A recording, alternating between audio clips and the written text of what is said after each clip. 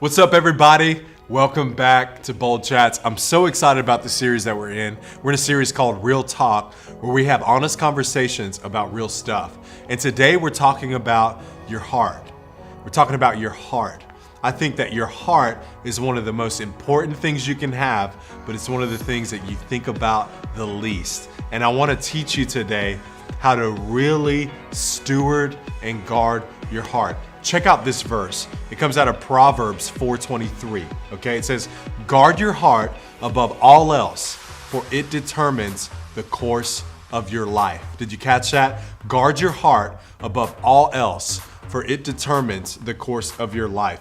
When Jesus was asked in the Bible, okay, this is in the New Testament, Jesus gets asked about from a bunch of religious people, "Well, Jesus, what is the greatest commandment of all?" And he says this. He says, to love the Lord your God with all your heart, with all your soul, with all your strength, and all your mind. Okay? But did you see what came first? Jesus said to love the Lord your God with all of your heart. The heart is important.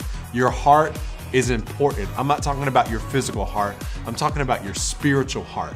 You are to love the Lord your God with all of your heart, and you're supposed to guard your heart, because from your heart, it determines the course of your life. And so I want to teach you today on how to guard your heart. All right, so the first point when it comes to guarding your heart is that to get better things out, you have to put better things in. I'm gonna say that again. To get better things out, you have to put better things in. Okay, so if you are going on the most savage memes and saying the most crazy things and saying, "Oh, well, it's just a joke. That's not really who I am." But you got to be honest with yourself and really say, "No, that is really who you are."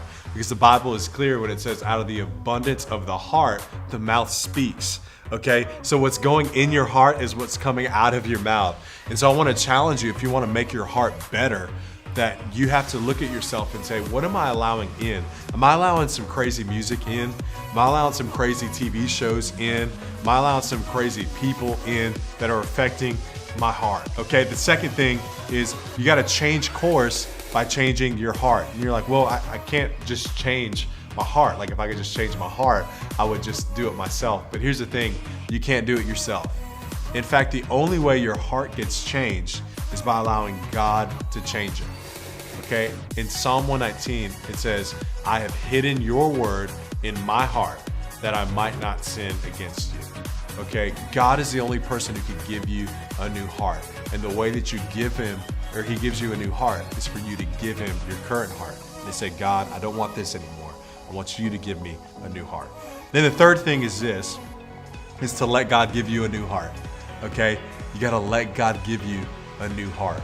And then you've got to put yourself in an environment where the right things are being put into you so that the right things can come out of you. You've got to guard your heart. So let's just recap out of Proverbs 4:23. Guard your heart above all else, for it determines the course of your life. If you want to see where you're going to be in 20 years, look at the things that are coming out of your mouth. Look at the things that are coming out of your heart. And that is a determining factor into what your future looks like. I believe every single person in the room that you can have the right heart. You can have the kind of heart that honors God. That you can speak out things that honor God. That you can live out your life in a way that honors God. And so, man, it's been so good to share with you today. I love this series, Real Talk. We're going to continue this series in the next video. I hope you have a great week.